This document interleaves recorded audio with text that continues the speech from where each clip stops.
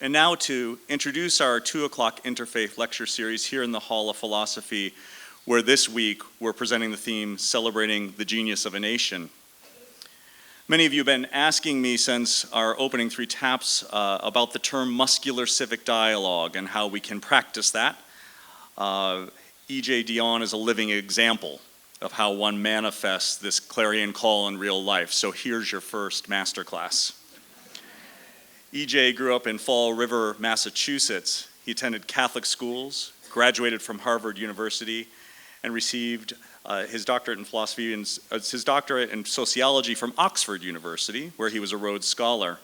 In 1975, he went to work for the New York Times covering state, local, and national politics, and also serving as a foreign correspondent. He reported from more than 24 countries, including extended periods in Paris, Rome, and Beirut. His coverage of the Vatican was described by the Los Angeles Times as the best in 2 decades. He joined the Washington Post in 1990 as a political reporter and has been writing a column for the Post since 1993. It's syndicated by the Washington Post Writers Group and appears in more than 240 newspapers. He's also a senior fellow at the Brookings Institution and university professor in the Foundations of Democracy and Culture at Georgetown University, where he teaches in the McCourt School of Public Policy and the Government Department. E.J. analyzes politics weekly on NPR's All Things Considered and is a regular analyst for MSNBC and ABC News This Week. He's the author of 6 books and has edited or co-edited 7 other volumes. His Why Americans Hate Politics won the Los Angeles Times Book Prize and was a National Book Award nominee. His most recent book, Why the Right Went Wrong, Conservatism from Goldwater to Trump and Beyond, was published in 2016. In 2017, Bloomsbury published We Are the Change We Seek, a collection of President Obama's speeches that he edited with Joanne Reed of MSNBC. E.J. lives in Bethesda, Maryland with his wife, Mary Boyle. They have 3 children, James, Julia, and Margot. You'll be pleased to know that E.J. will be doing a book signing on the porch of the Hall of Missions immediately after his lecture, and that his books will be sold there as well. The title of his presentation today is A Politics of Remedy, Not Resentment. We're grateful to the Gertrude Elser Schrader Fund for providing support for this week's Interfaith lecture series. E.J. has spoken here 6 times. I'm the newbie from this pulpit. So I would ask at the end where we do questions that you line up on either side and don't make the new guy look bad by sharing long soliloquies. Instead, just ask a question. We're delighted that E.J. is here with us today, not only for all the things I mentioned, but I'm particularly grateful because he hails from my hometown, which I'm missing a little bit this summer. So please join me in giving a warm Chautauqua welcome to E.J. Dionne.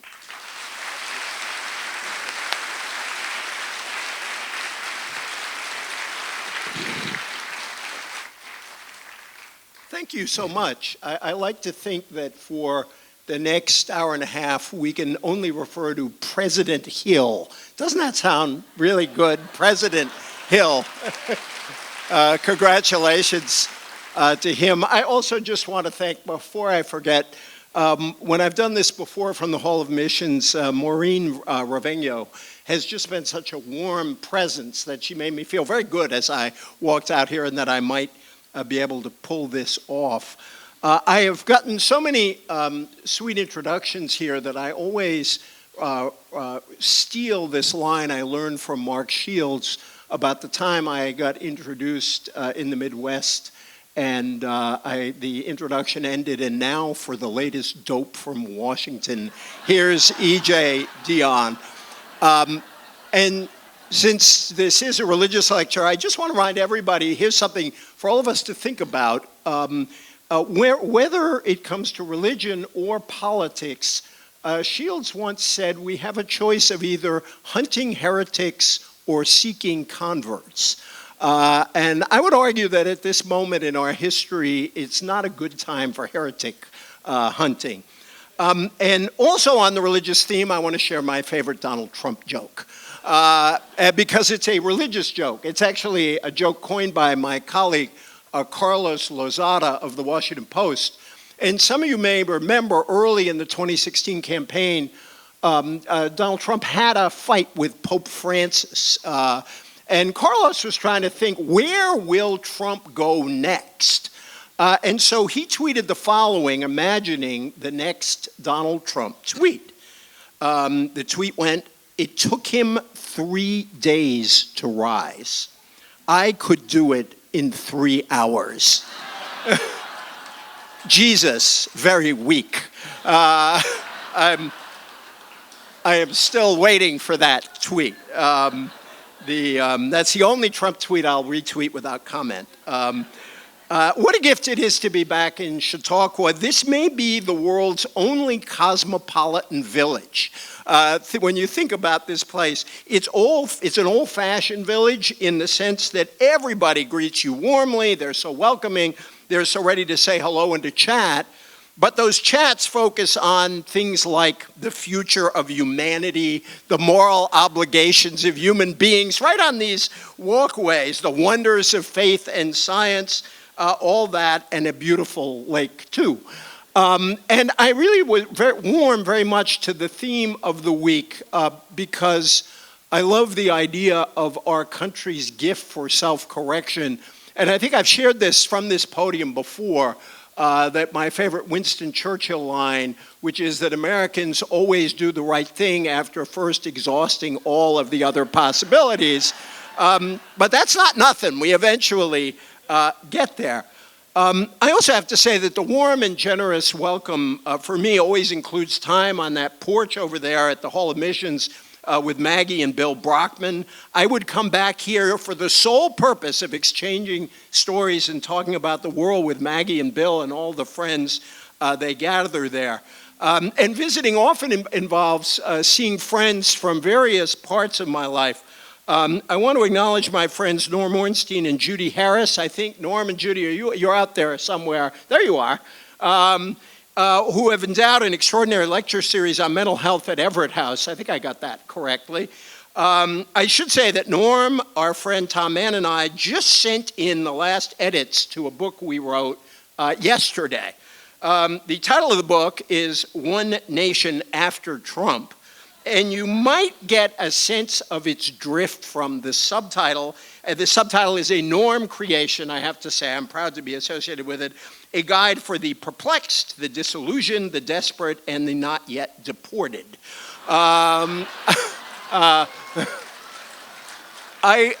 I will be drawing on that book today, and if everyone here pre-orders it online at the end of this lecture, Tom, Norm, and I might join Bill Moyers in hitting the bestseller list.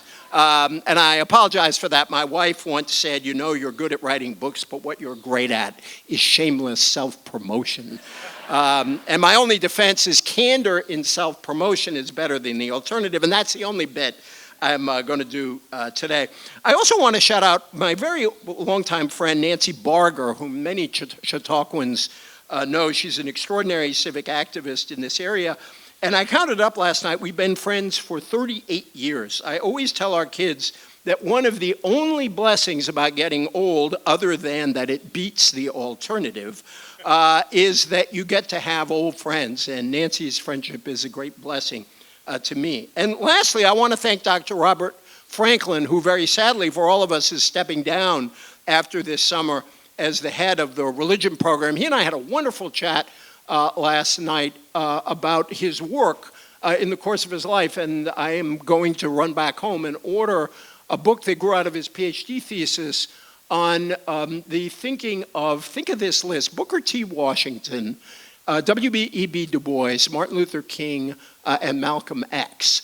And that traces an extraordinary period in American life. And it turned out that I was very much on Dr. Franklin's message because I told him that for me a transformative experience in my life was when I took a high school theology class. We called it Christian Doctrine in my Benedictine high school, and we had to write a paper on any religious book we wanted, and this was back in the 60s, and I ended up writing on Dr. King's Strength to Love. which it turned out he recommended to a crowd here just 2 days before, so I was happy to be on his message. But I could never see the world quite the same again after I read that book, so I commend it to all of you. And Dr. Franklin provided me with my text today. I just want to read you a passage from what he wrote recently about Dr. King.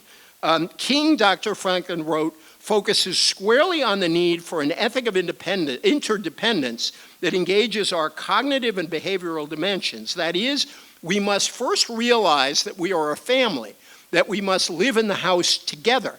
Then we should allow the commonly shared experience of living with family members and the ethical imperative of sharing limited living space to inform how we behave in the real world.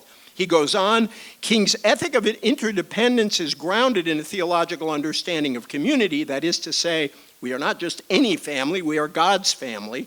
But theology quickly turns to ethics for validation. The moral vision of a world house includes ethical principles like truth-telling, justice, respect, trust, and generosity.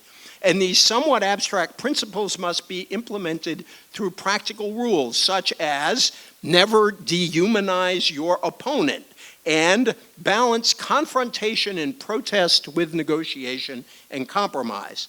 Indeed, these are the preconditions for sustainable cohabitation, close quotes. And in this rather dire moment for our country, I think we need to seek sustainable cohabitation, which sounds rather risque, but is precisely what we need right now to find ways of accepting, as the philosopher Glenn Tinder has said, that we have a need both to give and receive help on the road to truth. I want to focus on three themes today, briefly for each. The first is what patriotism means in our time and why it is different from nationalism. The second, very directly on the theme of the week, is why remedy is the central purpose of a small d democratic politics. And the third is how we need right now a politics of empathy. On empathy, I just want to talk about my favorite experience during the 2016 campaign. The day before the debate at Washington University in St. Louis, my friend David Brooks and I had a public discussion with Krista Tippett. Many of you know her from her NPR show On Being. And at one point I blurted out that if I were to make a baseball cap of my own, the baseball cap would read, "Make America Empathetic Again." And about a week later, I got, thank you. About a week later, I got a lovely note from a man who said he liked that line so much that he was making two baseball caps, one for him and one for me, with the words, "Make America Empathetic" on them. And sure enough, he was good to his words, and it was an absolutely perfect replica of the Trump hat that arrived in my home one day with those words on it. And it was such a good replica that our son said, "Dad, that's a great hat, but you can't wear it because it looks too much like that other hat at a distance." But I truly treasure that man, and I think that empathy is an idea that we really need to think about at this moment. So first on patriotism. I'm a New England guy originally. The most controversial thing I will say all day is I am a New England Patriots fan. Thank you for that. But most of the rest of the people in the room don't like us much. I always say I love Deflategate, unlike a lot of other people, because I learned what it was like to be a Fox News commentator. I didn't care what the facts were. I just knew which side I was on. But where we come from, I feel so much better just looking at you. Patriots Day is celebrated only in Massachusetts and Maine, which used to be part of Massachusetts, though Wisconsin and Florida pay it some honor as well. The holiday, as many of you know, commemorates the rebels at Lexington and Concord who fired the first shot heard around the world on April 19th, 1775. Now, for tragic reasons, that holiday commanded the nation's attention. On April 15th, 2013, two homemade bombs exploded 12 seconds apart at 2:49 near the finish line of the Boston Marathon, killing 3 people and injuring nearly 300.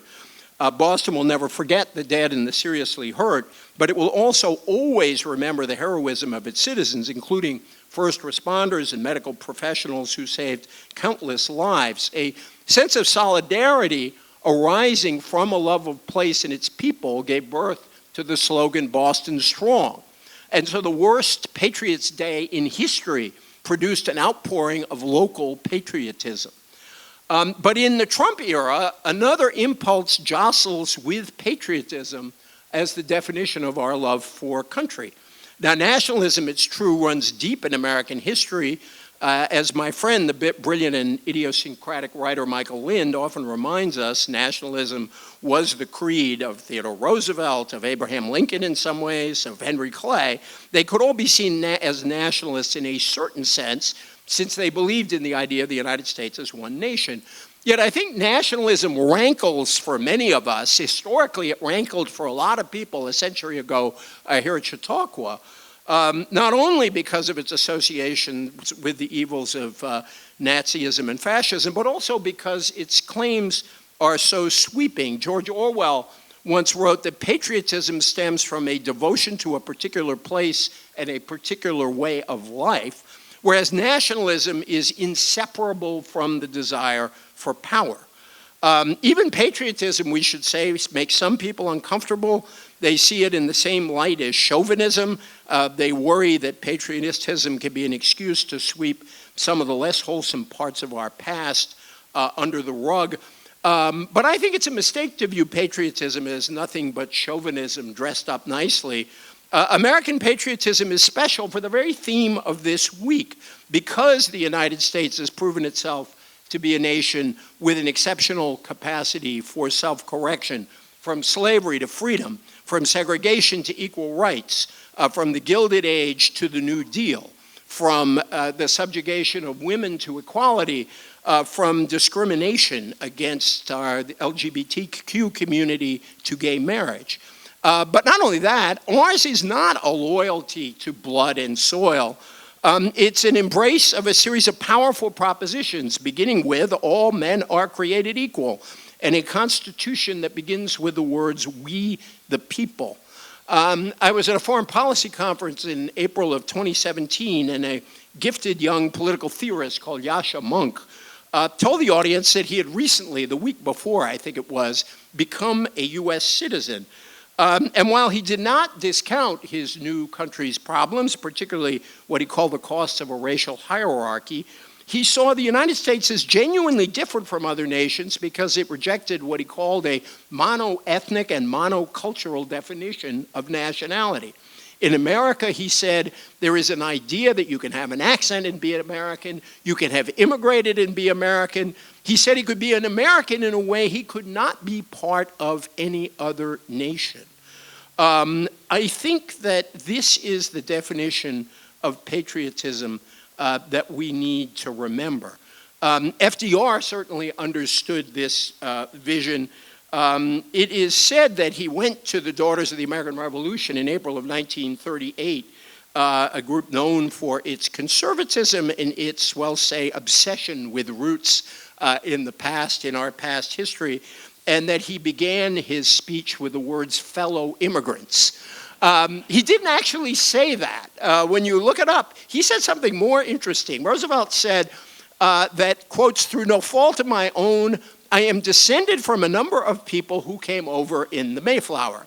More than that, every one of my ancestors on both sides, every single one of them, without exception, was in this land in 1776, and there was only one Tory among them. It was only after this buildup that Roosevelt challenged those ancestry mavens. Here's what he said. He said, remember always that all of us, and you and I especially, are descended from immigrants and revolutionists. What a wonderful way to look at America. Reminding us that we are descendants of immigrants and revolutionists is a worthy project in every generation, but it's an especially useful thing to do now when immigrants feel less than welcome and when our country is feeling less than adventurous in a social sense and in our battles for greater equality. FDR understood who America was.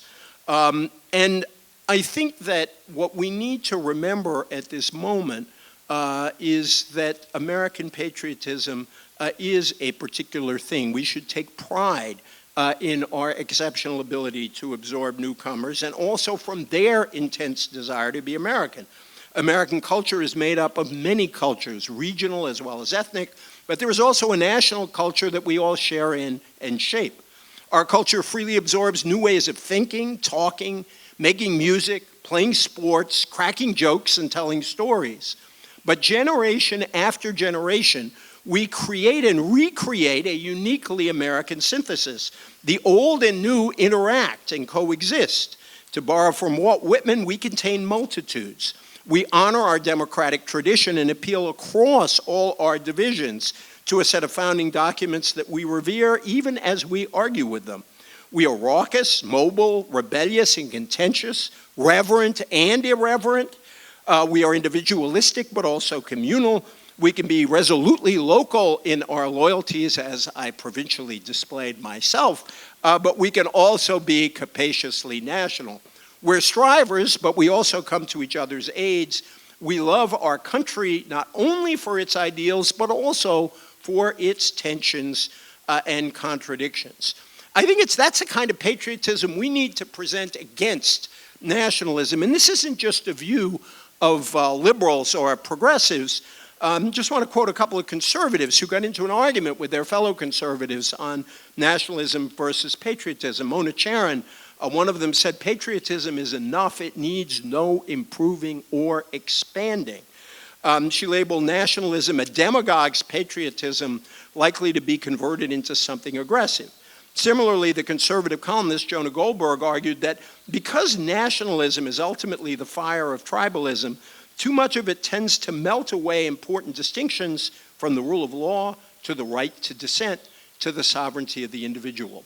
This is precisely the concern we need to have now. So I think those of us who want to stand up to a dangerous form of nationalism need to find our way toward a very proud patriotism rooted in America's self-awareness that we are always on a journey and always correcting ourselves.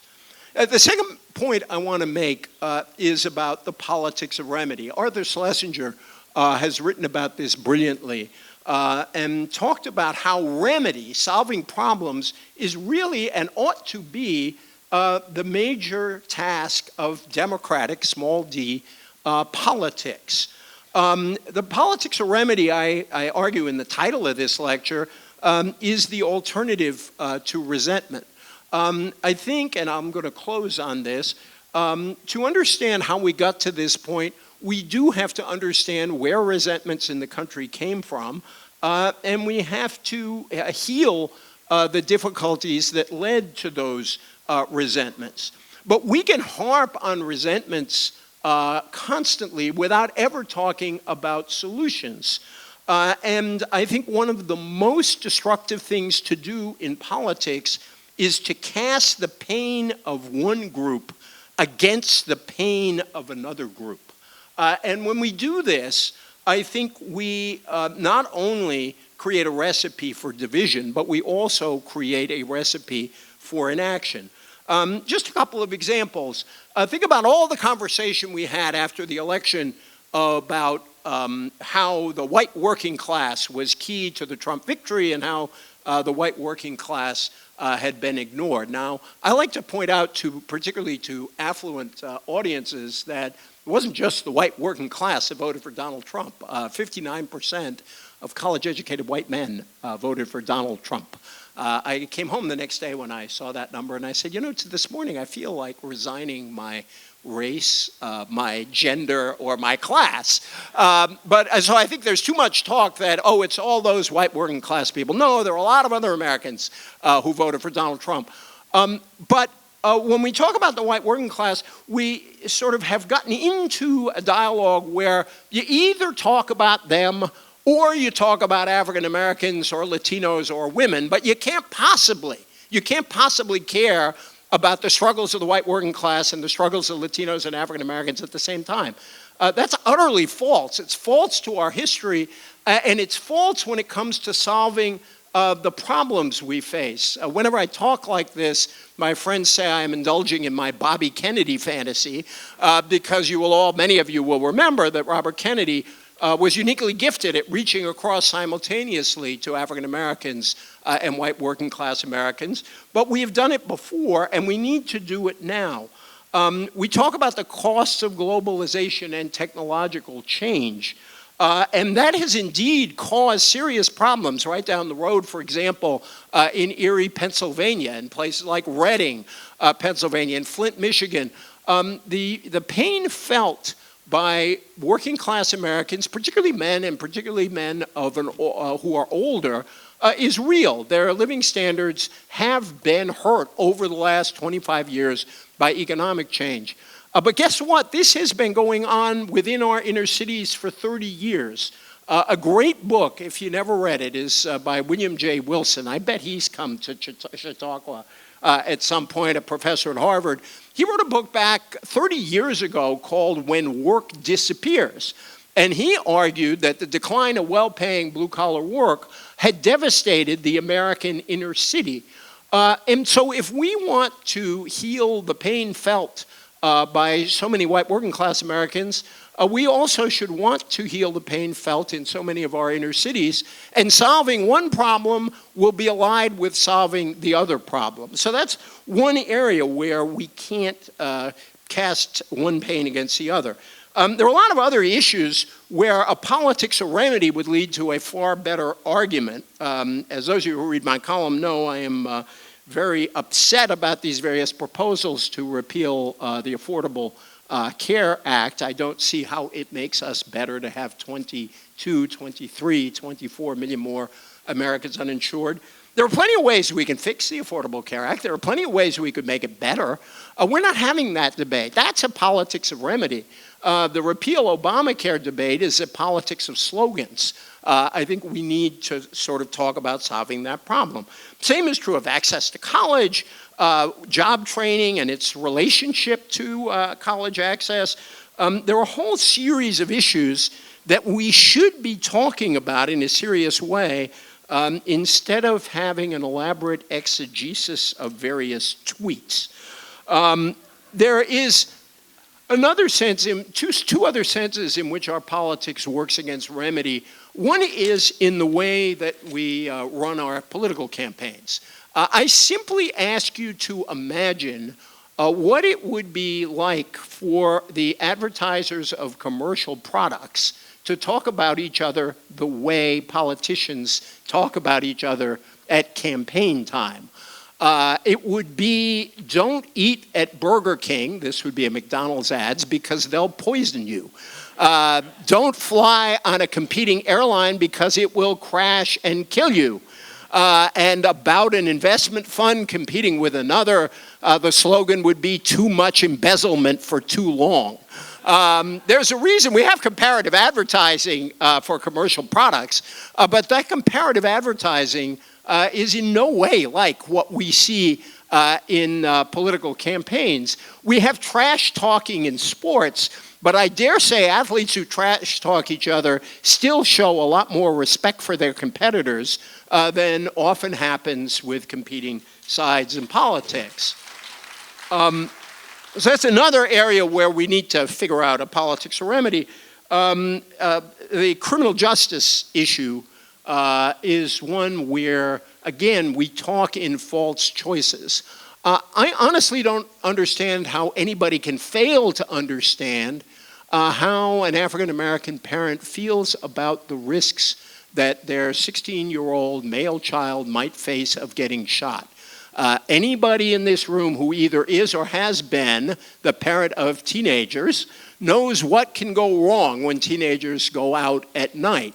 But when your fear is not simply that they will do something foolish, not simply that you might see a cop come home with your kid, but that your child might actually be shot, that should chill us all.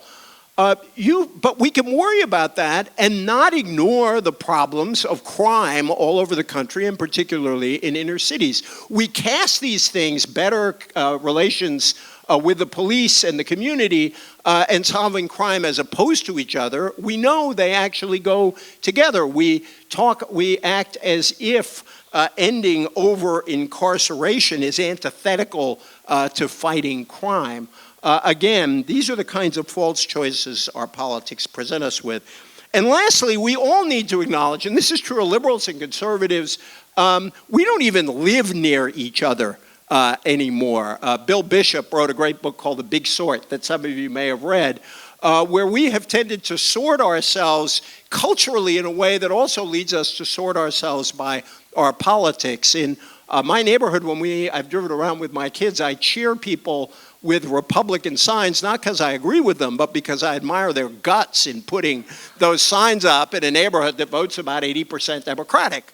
The opposite would be true in neighborhoods just 15 miles or 10 miles from where I live. And I really think we need to find ways around this, and that's why I want to close on the theme of empathy. I made no secret here of my view of our president or my view of where this administration could lead us. But I think it's very important, again, especially for people who are progressive, especially for people who are opposed to the administration, that we try to understand how other Americans think. The challenge to our country right now is to feel empathy for those who are very different from us, whom we may disagree with on many things. And I think the questions we need to ask focus on that. I think if you're a person on the left, you should remind yourself that the Democratic left has always rejected elitism. It's democratic, after all. It seeks to speak for those, especially for those who are not privileged, who have reason to complain, who suffer from injustice, even if we do not share the current political views of some of them. And to underscore the point, we have an obligation to oppose expressions from these various groups that promote racism or anti-Semitism or homophobia, but we need to relate to their struggles. Just a couple of examples of what this means. Michael Walzer, the great philosopher, said, criticism is most effective when it gives voice to the common complaints of the people or elucidates the values that underlie those complaints. I think that's true, and the historian Jim Kloppenberg channels St. Paul in talking about what I think of as one of the central obligations of democratic citizens. In his book, Toward Democracy, he wrote, we need to learn to see through each other's eyes, to think with one another's minds, and to treat each other with charity. I think that we need that more than ever now. So where do we stand on these things? Where can we begin? Well, let's start with globalization. The standard rap from the defenders of free trade is true enough that technological change is probably even more powerful in undercutting incomes and living standards of the middle class and working class in the rich countries. But those who are angry about what's happening to their lives are not deluded when they say that they see the rise of new economies in Asia as threatening to them, or when they fear that the threat of spread of technology is threatening their livelihoods and once enable them to live in modest comfort. We've added over 1 billion people to the global labor market. This has created a downward trending bidding war for the wages of skilled labor. A group of economists noted that import growth from China alone has cost 2.4 million American jobs since the 2000s. Now, it's perfectly true that we can't bring back the economic world that existed after the war, but I think supporters of an open economy have simply not been attentive enough to the circumstances of those who are well paid in an industrial economy and find themselves in crisis now. Trump and the rest of the far right play off these resulting discontents, but people who feel them are not making up their pain and are not making up the circumstances in which they find themselves. One other thing I'll raise since I'm in a village here, the word cosmopolitanism is often thrown around. Now, certain people of a certain age in this room, I'm of that age, so I identify with you, know that attacks on rootless cosmopolitans are the stuff of old forms of anti-Semitism, and the old anti-Semitism, along with various other forms of bigotry, is not as old as we wish it to be. But there is a highly positive sense of that term from Kwame Appiah. He said that one idea in cosmopolitanism is that we have obligations to others, obligations that stretch beyond those to whom we are related by ties of kith and kind, or even those whom we don't share formal relations of citizenship with. The other is that we take seriously the value not just of human life, but of particular human lives, which means taking an interest in the practices and beliefs that lend them significance. Now, I think this version of cosmopolitanism should be an aspiration for all of us, and I think it means that those who live cosmopolitan lives must themselves go about in taking an interest in the practices and belief of what the late Father Andrew Greeley called neighborhood people. They are not people whose primary aspiration is to being citizens of the world. They're people who love the particular patch where they were born and raised or have adopted as their own. There's evidence that many Brexit voters in Britain were neighborhood people and that many Trump voters are neighborhood people. Economic change, including globalization, is very hard on neighborhood people. It can disrupt and empty out the places they revere. It can drive young people away. It can undermine the economic base a community needs to survive. I think liberals and conservatives alike are insufficiently appreciative of what makes neighborhood people tick and why they deserve our respect. Liberals are instinctive cosmopolitans who long for the freedom of big metropolitan areas, and free market conservatives typically say that if a place can't survive the rigors of market competition, if the factories leave, the people left behind are best off if they simply pack up and find another place to live. Now, there's no simple answer to these problems, but to write off such places and the people who live within them is morally unacceptable and politically dangerous. If there are limits to what can be done to help people in such places, this does not mean that nothing can be done. Neighborhood people are the forgotten men and women of an integrating planet, and their affections and their loyalties can be civic gifts. We should nurture them and not push them aside. I'd love to talk more about empathy when we go to Q&A. But I just want to close by quoting Dietrich Bonhoeffer. Many of you know Bonhoeffer. He was the courageous German churchman who was killed by the Nazis shortly before the end of World War II for his participation in the plot against Hitler. Here's what Bonhoeffer taught. He said, "Nothing that we despise in other men is inherently absent from ourselves. We must learn to regard people less in light of what they do and don't do, and more in light of what they suffer." I think we'll defend democratic values not through an arrogance that is contrary to the democratic spirit itself, but by embracing that spirit in empathy and grace. We are still seeking the world Dr. King described when he urged us from the prophet Amos to speed the time when justice rolls down like the water and righteousness like a mighty stream. We will do this not simply by defeating our adversaries, but by converting them, and in the process, by converting ourselves. Thank you very much.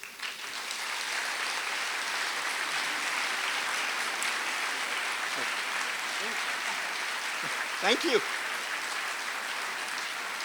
Thank you.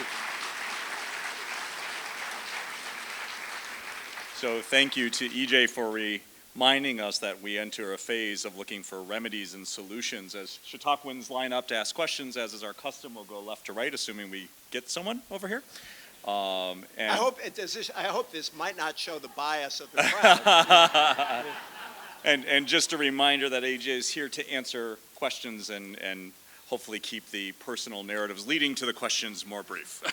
If I could give one personal narrative and violate the president's rule already, I always say that I love questioners who want to challenge the way I think, and I tell the story of my late uncle whom I spent 35 years arguing politics with. I think I may have told some of you this story before, where when he died, his kids, God bless them, wanted me to give the eulogy at his funeral, and I actually made a point of quoting Richard Nixon in my eulogy. And I said, it was a particular Nixon quote I actually liked, but I said I was quoting Nixon because I thought that my uncle, on hearing me do that, would rise back to life out of the casket just to look at me and say, I knew you'd be quoting Nixon someday. So thank you. Sir. First, I'd just like to say I always look forward to your talk on Friday with David Brooks on NPR. I enjoy that very much. Oh, thank you. I visited the Bill Clinton library in Little Rock. I don't know if you've been there. They have quotes posted all over, and I took a picture of this one. I think one of the great problems in the Republican Party is that we don't encourage you to be nasty. Newt Gingrich. Yes, October 1995. So I guess my question is, what bothers me about this is, when do the tactics of gaining power in politics, when does the politician say, I'm stooping too low? I mean, where does that come from? And why has it been missed? To me, it's been missed. That's been the problem, that people will stoop too far to gain power. Well, I was staring at my friend Norm Ornstein because part of our book is devoted to this. That quote is actually is quoted in our book. And you can trace this back a ways. We lay pretty heavy stress on the shift that took place in the early 90s and what happened during the Gingrich Congress. And this movement toward a defeat your adversaries at all costs approach. Now, we are under no illusions. Politics has been mean from the beginning, and democratic politics can be rough. And I think one of the reasons, I think the challenge to a lot of people right now is to accept the fact that to engage is to put yourself at risk, and you can't let the fact that politics is sometimes ugly keep you out of it. If I read all of the comments under my columns, I'd never write another column again. Although I always loved the writer who said, "Dear Mr. Dionne, are you as dumb in person?" It's fun to quote that in a talk because then everybody in the room can answer the question for themselves. But I do think something happened to our politics in the Gingrich years, and it's just gotten worse and worse. And I think in the early Obama years, the Republican Party really adopted a strategy of rather extreme obstruction. Now, that sounds really partisan, saying that the polarization is asymmetric. I think that is simply a fact if we look at the history. Many more Democrats were willing to side with George W. Bush when he was president than Republicans were willing to vote for initiatives from Bill Clinton. Some of that is a product of where Democrats come from, what seats they need to win to hold seats in the Senate. But I think the polarization is asymmetric. And the other thing, and this I talked about a lot in why the right went wrong, the Republican Party has become a much more purely ideological right-wing party. We were talking last night about two great friends of this institution, Bill Klinger, he might even be here today, who was a congressman from over the border in Pennsylvania, and the congressman who used to represent this district, Amo Houghton. These were moderate, problem-solving Republicans who argued with Democrats, were willing to ally with them. In my home congressional district now, Connie Morella was another one of those kinds of Republicans. Those Republicans are largely gone at great loss to the Republic. And so I think that's part of what happened. And then add on top of that a catastrophic economic meltdown that makes people very, understandably angry, and a whole lot of cultural change in the country over the last 20 years. And that helps explain how we got here. But thank you for the question. Thank you. Please. Well, wonderful presentation today in this special place. Bless you. Now, I'd like to congratulate you because the U.S. government spends trillions of dollars every year on a lot of programs, national defense and welfare and a lot of different programs. You've just been elected the next president of the United States. What are the 2 or 3 major spending changes you make right away? Oh, wow. I feel like the president who forgot to read the briefing papers before the talk. I guess all I will do is show you where my priorities lie. There are 2 areas that particularly concern me. One is figuring out how we get everybody in the country health care. And I think there are a lot of different ways we can do that. I think that the most practical strategy before we even have a debate about single payer is to expand Obamacare by creating a public option, by either allowing people 55 and over to get Medicare or at least buy into Medicare. I'd like to sort of deal with the problem of the uninsured right off. The other place I'd want to sort of focus money, but think very carefully about how to spend it, is in the overlapping area of education and job training. I'm a big fan of community colleges. And I think when we talk about higher ed, we talk about helping people go to college, which we do need to do. But I also think we have to think a lot about the value of 1 or 2 years of postgraduate training that can help people get good jobs. My friend Ed Luce, a columnist for the Financial Times, had a great column this week. By the way, his first line was certain to enrage a lot of people. His first line was, this week the leader of the free world meets the president of the United States. I'm just quoting Ed, but Ed was talking about Angela Merkel. But one of the points he made about Germany is that Germany doesn't just value the highly educated. Germany values the contributions that everybody across society makes, and they have a less profound inequality than we have in the country. So those are 2 areas in which I would spend significant money. The other area, which wouldn't require a lot of money, but happens to be another of my obsessions, is the way we finance our political campaigns. There are a whole lot of ideas about how to create strong incentives for candidates to finance their campaigns with small contributions. There are proposals in Congress where you'd have matching funds where the first $25 or $100 contribution would be matched by a ratio of 5, 6, 7 to 1 for candidates willing to finance themselves that way. That wouldn't cost a lot of money. I always like to say, let's just tax the lobbyist to pay for the fund. That's kind of a cheap way out. Everybody cheers when you say tax the lobbyists. But it wouldn't be that expensive. But it would, I think, potentially make a major change in our politics. But I think, on the whole, I think we have to focus on various ways of dealing with this problem of inequality. And last point, the debate we need is between a universal basic income and a guaranteed job for everybody. That's ultimately where I think the debate will go. I lean more toward jobs with some elements of the UBI rather than the universal basic income, because I think jobs are important to people and are an important part of their identity. But I think as the economy changes with robotization and what technology can do, we're going to face a real challenge here. And I think we have to ask the radical questions about what we do about our economy. But thank you for that difficult question. I'm sure as soon as I get down, I'll think of something I should have said. But thank you.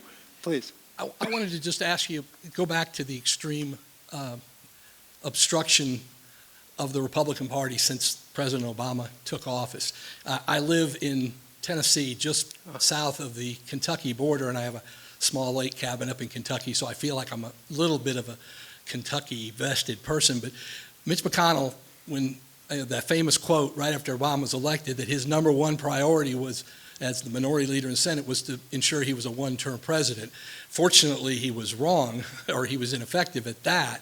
But the obstructionism has been extraordinary, and the worst of it seems to me to be the nomination of Merrick Garland and the fact that nothing was done with that, almost dereliction of duty from my perspective. My question is, and it baffles me, why do you think the Democrats have been so impotent in terms of their failure to exact a political price for things like failing to act on Merrick Garland or being completely obstructionist?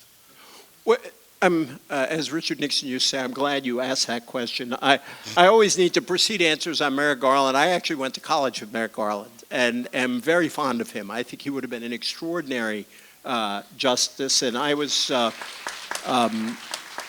very angry myself about what happened to Merrick, especially since so many Republicans had said that Merrick was exactly the kind of Democratic appointee we could confirm. The number of quotations from Republicans praising Merrick Garland is really extraordinary.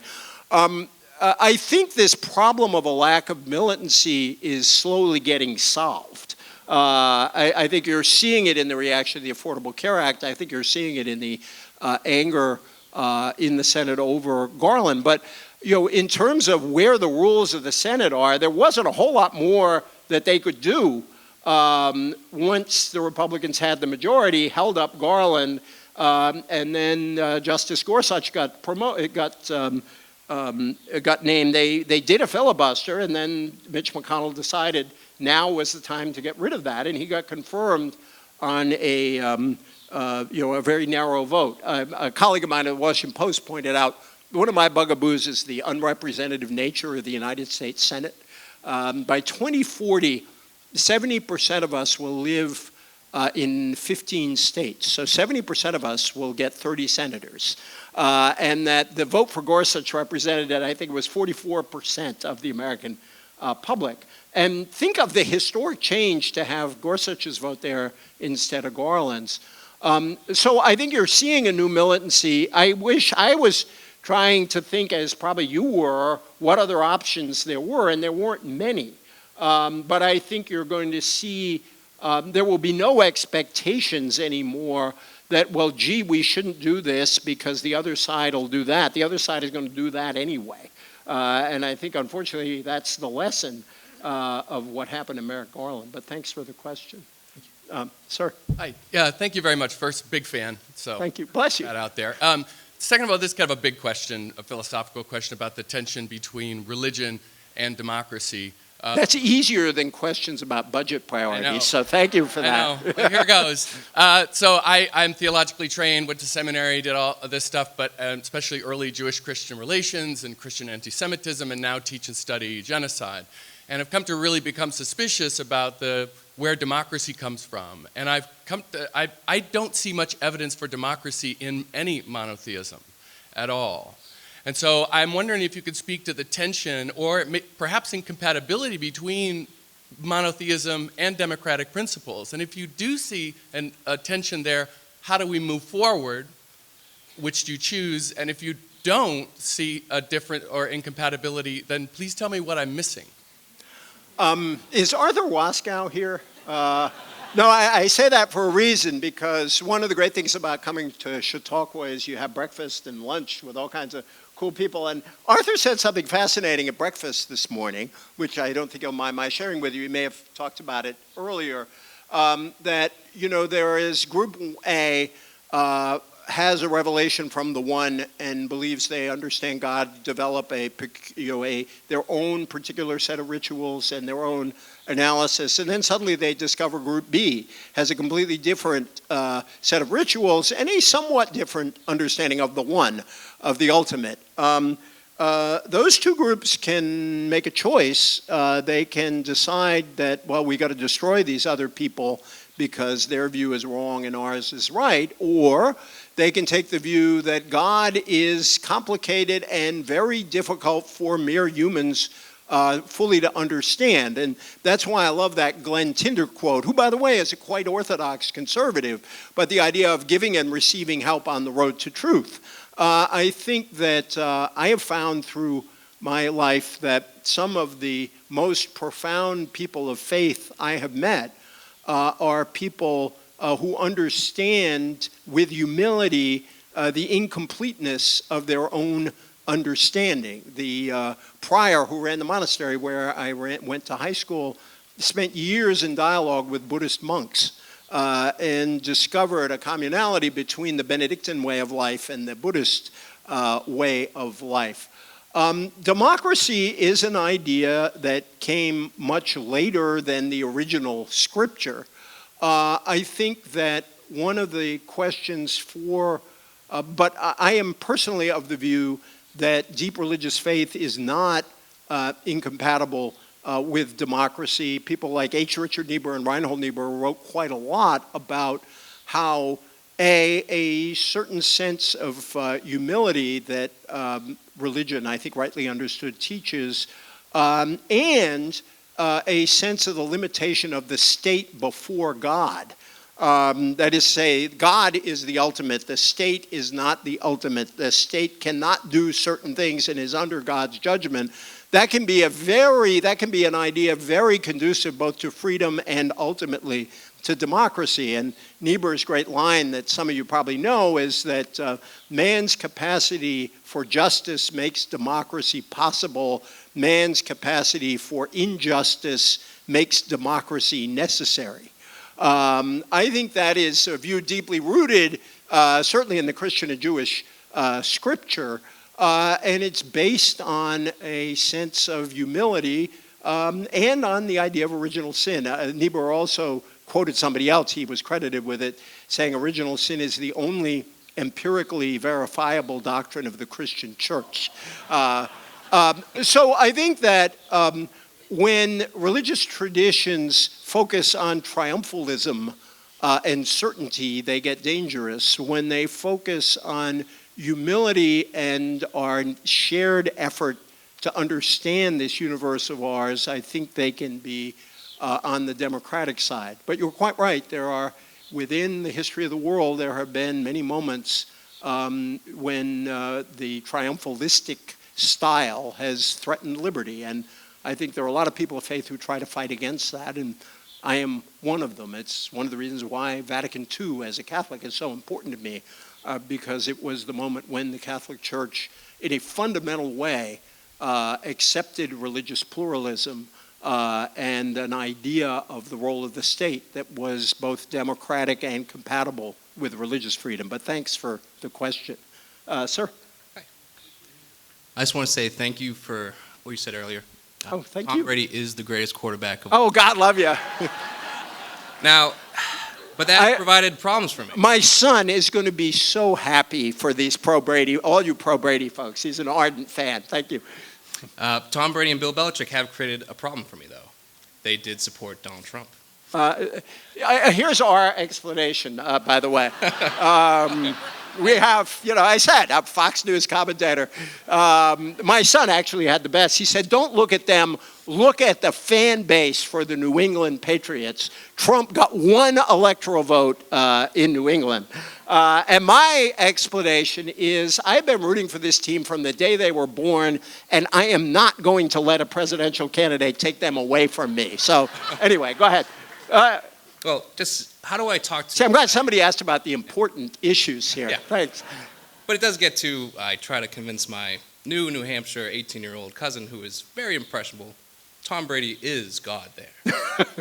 I'm not fighting ideas at the end of the day. With most people, I'm not fighting ideas. I'm fighting emotions. How do I get down to an emotional base that Tom Brady is wrong? But forget Tom Brady, but when you really fight emotions versus... Because at the end of the day, people become Democrats, Republicans, sometimes just how they're born. It's, are you a Red Sox or Yankees fan? Were you born Republican or Democrat? Just seeing how you break through that emotional... That's a great lead up. And I think it is true that there is a kind of pure tribalism. It's one of my favorite political jokes is about Mrs. O'Reilly being driven to the polls by her son. And her son is now quite affluent and votes for a lot of Republicans, but his mom is a loyal Democrat. And he asks her on the way one election, how are you going to vote, Mom? And she says, as always, straight Democratic. And the son says, Mom, if Jesus came back to earth and ran as a Republican, you'd vote against him. And Mrs. O'Reilly says, oh, hush, why should he change his party after all these years? So there is a level of emotion there. I think it's a real challenge to all of us. I mean, philosophers have written books like Reason, Emotion, and the Will, and how do we disentangle our emotional feelings from rationality. And I guess to me, maybe how can you have political argument that accepts that emotion is part of our makeup, but can still persuade somebody? And I guess I don't have a simple cookbook answer, but I think part of the answer is to try to figure out the source of a particular emotion, and then to try to see if there is a remedy to the problem that creates the emotion. Like if you are mad about X and you conclude Y, and you believe that the person should conclude Z, I think your task as a person engaged in argument is to show them why Z is actually a better answer to the underlying cause of that emotional feeling. And sometimes you just will never get anywhere, and you just accept that it is primarily tribal. But I think it is possible. Another of my favorite lines, I don't know how many Christopher Lasch fans there are in the audience, but the great historian Christopher Lasch said that argument in principle is educational, because in order to persuade somebody, you have to enter imaginatively into their ideas, if only initially to persuade them, but in the process, you open yourself to persuasion. At least you take the risk that you will be persuaded. And so I think that's the other challenge is, on the one hand, you don't want to be like the liberal who is so open-minded that he can't even take his own side in an argument. But on the other hand, I think you don't want to be so arrogant that you immediately write off an opponent as having views solely dependent on emotion, when you probably have some pretty firm emotions yourself. So that's my imperfect effort to answer a good question. Thank you. Thank you. Please. Well, I've heard what you, can you hear me? Yes. I've heard what people have said, you have said, and other speakers have said about understanding people who are hurting despite a variety of backgrounds. But I think there's one group that we've forgotten, and that is women. And I woke up the day after the election devastated. My daughters, my grandchildren, my sisters, my friends, and people all over the country, devastated, because I felt that any man, and you could take all the adjectives of Donald Trump, any man could have beaten any woman. And now, and I had such high hopes. And now I feel like I don't want a woman to run. I do not want a woman to run for president. She will lose, no matter what, no matter how I admire that woman, or no matter what strengths that woman has. She will lose. Any man could beat her, and I feel terrible about that. But I'd rather have values over a woman, and I don't know where to go from here. Where are we to go from here?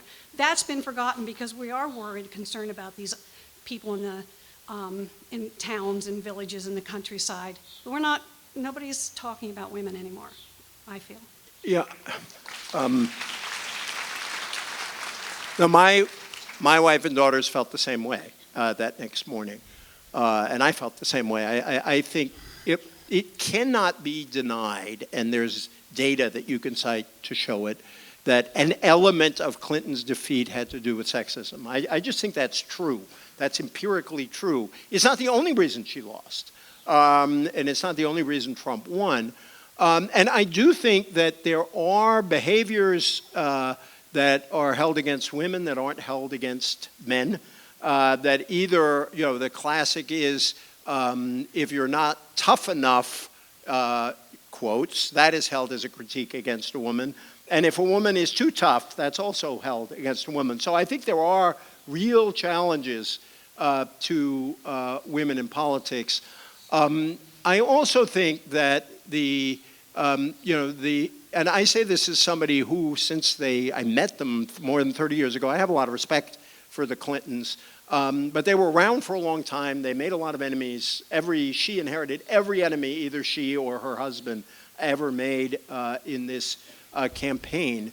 And I think that a woman can get elected president of the United States. I think oddly, it may be the case that a conservative woman will probably get elected before a liberal woman for reasons having to do with what kind of coalition you put together. Nonetheless, when you look at the potential Democratic candidates, for 2020, you can name 3 or 4 of the top candidates who are women.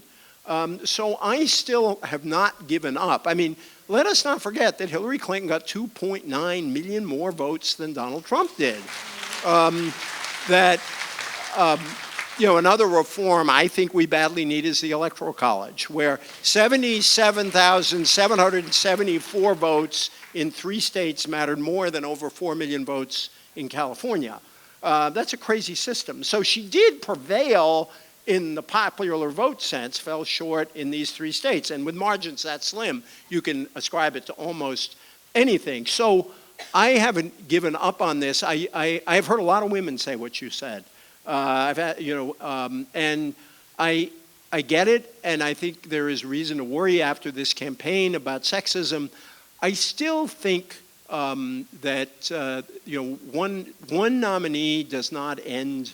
One loss does not end that possibility, and I am still convinced there will be a woman president. I'll tell you one story about my youngest daughter. When she was 6, she's now 22, and I said, Jewel, you could be the first woman president. And she looked at me and said, Dad, why will it take that long? So thank you for your question. Sir.